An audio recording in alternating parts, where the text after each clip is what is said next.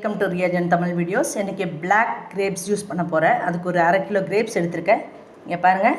இப்போ இதெல்லாம் நம்ம ரிமூவ் பண்ணிவிட்டு இதை தனியாக எடுத்துக்கலாம். இப்போ பாருங்கள், கழுவி சுத்தப்படுத்தி எடுத்துகிட்டு வந்துட்டேன். இப்போ அடுத்ததாக சுகர் போட போகிற தேவையான அளவு நம்ம சுகர் போட்டுக்கலாம்.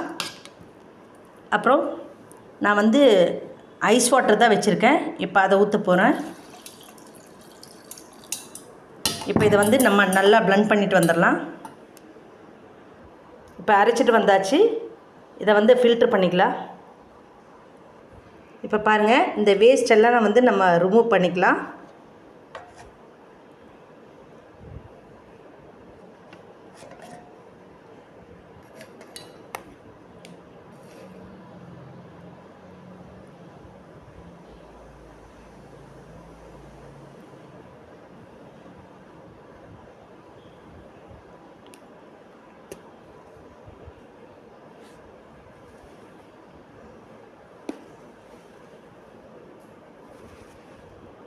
இப்போ நம்ம ஜூஸ் ரெடி ஆயிடுச்சு.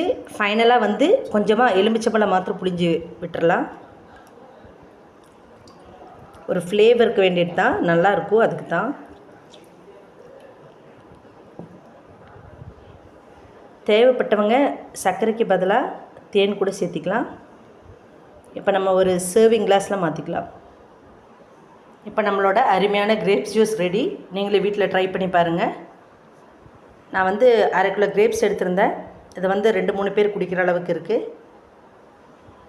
கருப்பு திராட்சை, சுகர், தண்ணீர், தேவைப்பட்டவங்க ஐஸ் க்யூப் கூட போட்டு சர்வ் பண்ணிக்கலாம்.